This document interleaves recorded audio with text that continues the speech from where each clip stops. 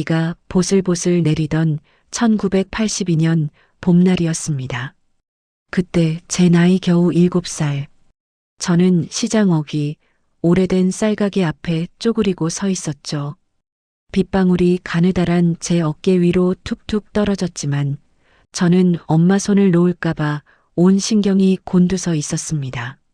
엄마는 제 시선을 피했어요. 그 차가운 손이 떨리는 것을 보고 저는 직감했죠.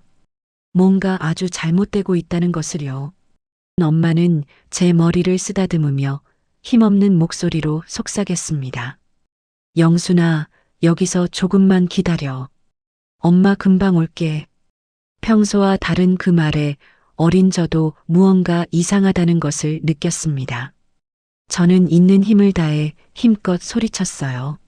엄마, 엄마랑 같이 갈 거야. 하지만 엄마는 끝내 제 눈을 똑바로 보지 못했습니다. 그 힘없는 갈라진 목소리와 떨리는 손, 그 모든 것이 엄마의 마지막 작별 인사였음을 저는 그때 알지 못했습니다. 엄마는 뒤도 돌아보지 않고 시장 골목 안으로 빠르게, 너무나 빠르게 사라져버렸습니다. 제 울음소리가 빗소리에 묻혔어요. 세상이 잿빛으로 변하는 것 같았습니다. 얼마나 시간이 흘렀을까요?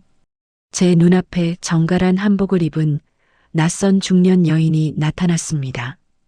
그녀는 제 눈물을 닦아주며 말했어요. 아이고, 이 예쁜 것 좀 봐. 혹시 엄마 어디 가셨니? 저는 고개를 저었어요. 여전히 엄마가 돌아올 것이라 믿으며. 엄마가 금방 와요. 그러나 여인은 제 대답에 개의치 않고 제 손을 꽉 잡았습니다. 저는 그 손을 뿌리치려 발버둥 쳤지만 이미 온몸의 힘이 다 빠진 상태였죠. 저는 그 여인의 힘에 속절없이 끌려갔습니다. 그 여인의 말이 아직도 제 귓가에 선명합니다. 아야, 울지 마. 우리 집 가면 따뜻한 밥 먹고 학교도 보내줄게. 따뜻한 밥과 학교. 그 두 단어가 7살짜리 아이에게는 거부할 수 없는 달콤한 유혹이었죠. 하지만 그 약속은 곧 지옥문이 되었습니다. 그곳은 큰 집이라고 불렸습니다. 제가 태어나서 본 가장 화려한 집이었죠. 기와 지붕은 하늘을 찌를 듯 높았고 넓은 마당에는 잘 가꾼 나무들이 서 있었습니다. 사랑방에는 고풍스러운 골동품들이 가득했지만 저는 그 화려한 세상의 일부가 될 수 없었습니다. 저는 그저 그림자에 불과했으니까요. 안주인은 저를 하며 방 옆의 작은 창고로 데려갔습니다. 내가 잘 곳은 여기야. 창고 안에는 낡은 멍석 위에 이불 한 장 덜렁 깔려 있었습니다. 그날 밤 7살짜리 저는 배가 고파 잠을 이룰 수가 없었어요. 저녁밥은커녕 물 한 모금도 주지 않았습니다. 안주인이 남긴 차가운 말이 머릿속을 맴돌았습니다. 애들은 일 안 하면 밥도 없어. 저는 그때부터 영순이 아니라 일을 해야만 존재할 수 있는 도구가 되었습니다.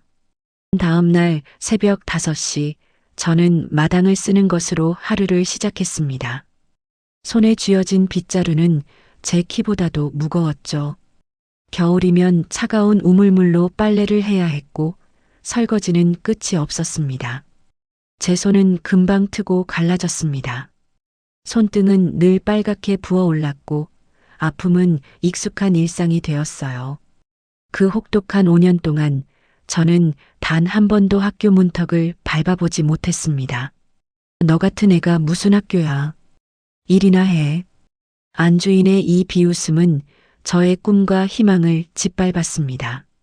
배고픔은 생존을 위협하는 가장 절박한 적이었습니다. 어느 날 더 이상 견딜 수 없을 만큼 극심한 허기가 저를 부엌으로 이끌었습니다. 주인들이 잠든 틈을 타서 저는 식은 밥 한 숟가락을 몰래, 아주 몰래 입에 넣었어요. 그 찰나의 달콤함이 저의 비극을 불렀습니다. 안주인이 저를 발견한 겁니다. 그녀는 마치 세상의 모든 도둑을 잡은 것처럼 끔찍하게 소리쳤습니다. 빗자루가 제 손등을 인정사정 없이 내리쳤습니다. 뼈가 부서지는 듯한 고통이었습니다. 도둑년, 내가 먹을 밥이 어디 있어? 당장 내 집에서 나가. 그날 밤 저는 창고에서 뼈저리게 울었습니다.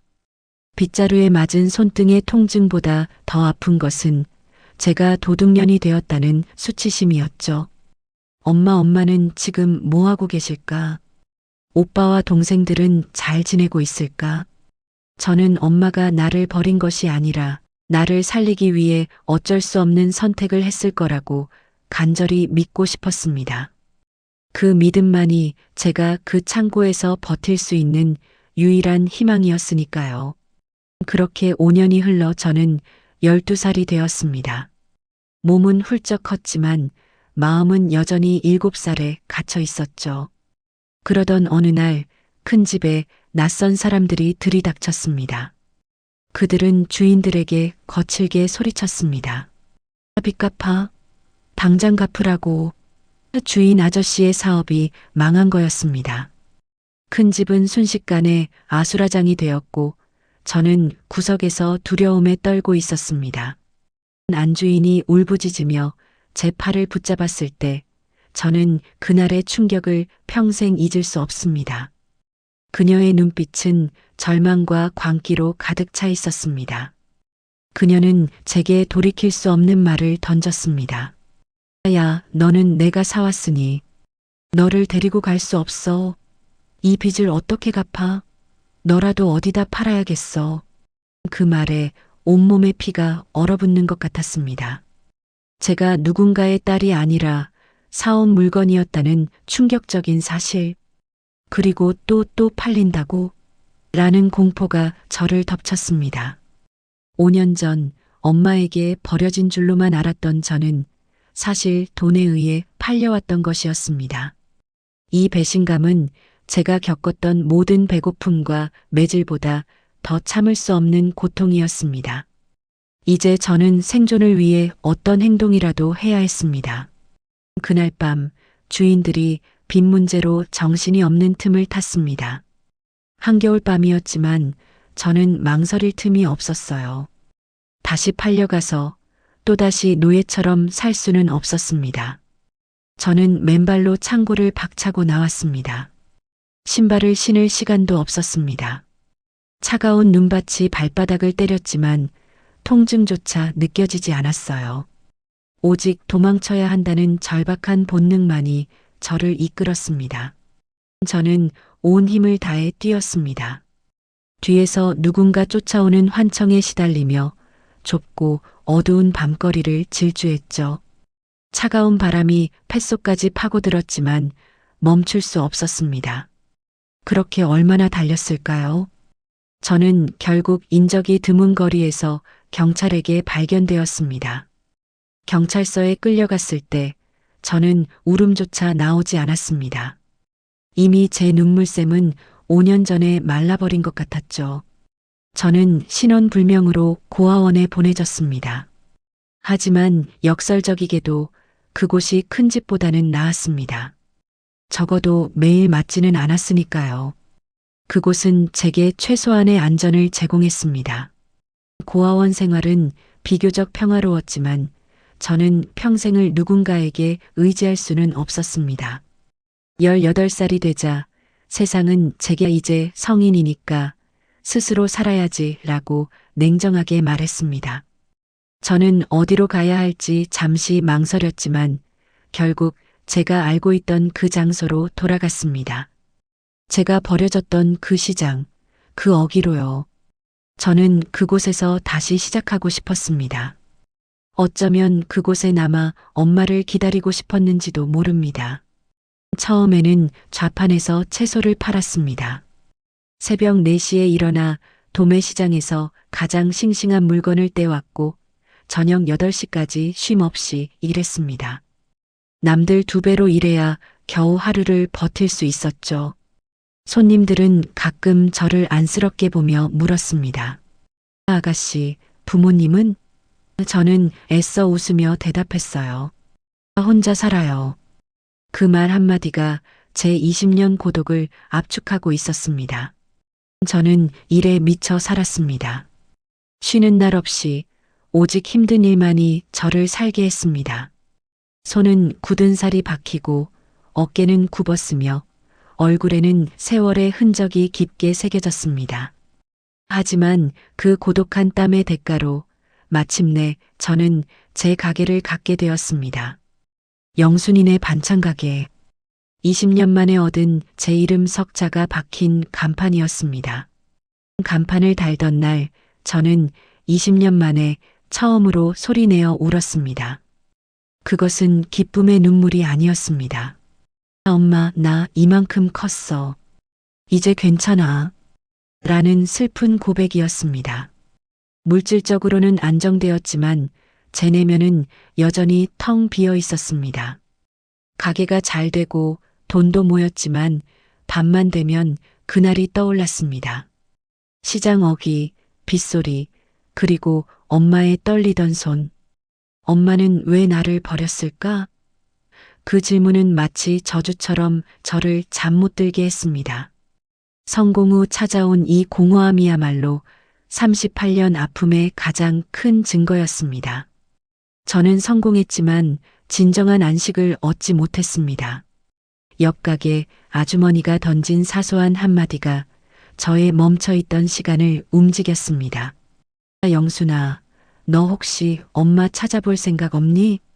요즘은 방송에서도 찾아준대. 그 말이 제 가슴에 깊이 박혔습니다. 찾을 수 있을까? 엄마를 진짜 찾을 수 있을까? 희망과 두려움이 공존했습니다. 만약 엄마가 저를 기억도 못한다면, 아니, 만나고 싶지 않아 한다면? 그 충격을 감당할 자신이 없어서 저는 차일피일 미뤘습니다. 38년간 이어진 내적 갈등이었습니다.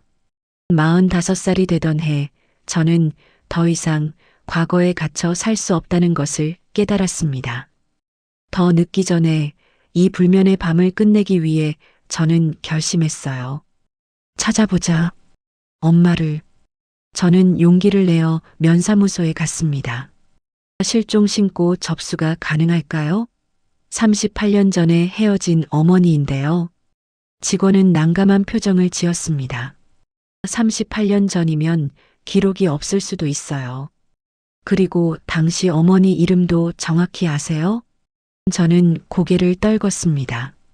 38년 전에 엄마의 이름, 정확한 주소 아무것도 선명하게 기억나는 것이 없었습니다. 잘 기억이 안 나요. 그냥 엄마였으니까요. 방송국 실종자 찾기 코너에도 신청했지만 정보 부족으로 몇 년이 지나도록 소식은 없었습니다. 저는 점점 지쳐갔고 희망은 절망으로 바뀌어 갔습니다. 엄마는 이미 돌아가셨을지도 몰라. 아니면 나를 완전히 잊었을지도. 저는 마침내 포기 직전에 이르렀습니다.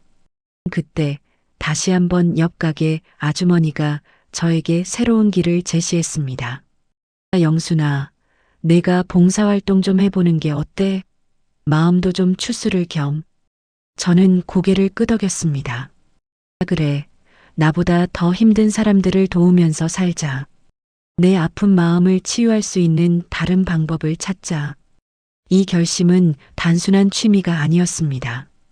38년 동안 갇혀있던 제 마음의 문을 열기 위한 가장 사소하지만 가장 중요한 행동의 시작이었습니다. 저는 부루 노인시설 봉사를 시작했습니다. 나레이션 처음 노인시설에 갔을 때 저는 눈물을 참을 수 없었습니다. 홀로 계신 어르신들, 자식에게 버려진 분들, 그들의 외로움이 38년 전 제 모습과 겹쳐 보였습니다. 저는 생각했습니다. 혹시 우리 엄마도 어딘가에서 이렇게 외롭게 계실까? 그들을 보면서 저는 엄마에 대한 미움 대신 측은지심과 이해심을 배우기 시작했습니다. 이것이 바로 봉사활동이 제게 준 가장 큰 선물이었습니다. 봉사를 시작한 지 2년째 되던 날 시설 측에서 저에게 부탁했습니다. 영순 씨, 다음 주 후원자의 밤 행사에서 인사말 좀 해주실 수 있어요? 봉사자 대표로요. 저는 흔쾌히 수락했습니다. 저는 그저 봉사의 의미를 전하려 했지만 운명은 제가 가장 사적인 고통을 공적인 장소에서 꺼내놓기를 원했던 것 같습니다. 행사 당일 많은 사람들이 모였습니다. 제 차례가 왔고 저는 마이크를 잡았습니다. 수많은 눈빛이 저에게 집중되었습니다. 저는 준비한 봉사 이야기를 하려 했지만 갑자기 목이 메었어요. 38년 동안 억눌렀던 감정들이 폭발하려는 듯 했습니다. 저는 심호흡을 하고 말을 시작했습니다. 안녕하세요. 저는 이곳에서 봉사를 하고 있는 김영순이라고 합니다. 그리고 저는 더 이상 준비된 말을 할 수 없었습니다. 저는 가장 솔직한 제 마음을 꺼냈습니다. 사실 오늘은 제게 특별한 날입니다. 38년 전 오늘 저는 엄마와 헤어졌습니다. 시장 어기 쌀가게 앞에서요. 이 고백은 제가 38년 만에 처음으로 엄마의 존재를 세상에 공식적으로 외친 용서의 시작이었습니다. 저는 계속 말을 이어갔습니다. 눈물이 흘러내리는 것을 막을 수 없었습니다. 처음엔 엄마를 미워했어요. 나를 팔았다고, 버렸다고. 하지만 지금은 그냥 보고 싶습니다. 엄마가 왜 그럴 수밖에 없었는지 알고 싶어요. 미안하다는 말 한 번만 들어도 좋겠어요. 이 고백은 제가 짊어졌던 분노와 슬픔의 짐을 내려놓는 행위였습니다. 바로 그 순간 뒤쪽 구석에 앉아있던 한 할머니가 벌떡 일어나 밖으로 나가는 모습이 시야에 들어왔습니다. 할머니는 손으로 입을 틀어막고 괴로운 듯 밖으로 뛰쳐나갔습니다. 주변 사람들이 웅성거렸습니다. 저는 너무 당황했지만 간신히 인사말을 마쳤습니다. 죄송합니다. 감정이 북받쳐서 제 개인사를 말씀드렸습니다. 행사가 끝나자 시설 담당자가 다가왔습니다. 영순 씨, 아까 나가신 분 혹시 만나보실래요? 계속 우시더라고요. 제 심장이 미친 듯이 뛰기 시작했습니다. 설마 나의 엄마였을까? 38년 만에 기적이 일어난 걸까? 이 사소한 봉사 연설이 38년 오해를 해소하는 극적인 계기가 된 순간이었습니다. 저는 망설일 틈 없이 밖으로 뛰어나갔습니다. 시설 뒤편 벤치에 그 할머니가 앉아 계셨습니다. 등이 굽고 머리는 새하얗고 체구는 너무나 왜소했습니다. 38년 전의 엄마를 상상할 수 없을 만큼 시간이 그녀를 짓눌러 놓았죠. 저는 천천히 다가갔습니다. 할머니 괜찮으세요? 할머니가 고개를 돌려 저와 눈이 마주쳤습니다. 그 순간 제 온몸의 시간이 멈췄습니다. 38년 전 시장 어귀에서 저를 바라보던 그 눈빛, 죄책감과 절박함으로 떨리던 바로 그 눈빛이었습니다. 엄마. 할머니는 격하게 고개를 저었습니다. 아니야. 나는 내 엄마 아니야. 잘못 보셨어. 그리고 황급히 일어나려 했죠. 저는 필사적으로 할머니의 손을 잡았습니다. 그 순간 어릴 적 기억이 폭풍처럼 밀려왔습니다. 손등에 있는 흐릿하지만 선명한 화상 자국, 그리고 검지 손가락이 휘어져 젓가락을 이상하게 잡았던 엄마의 손 모양. 엄마 맞죠? 제가 영순이에요.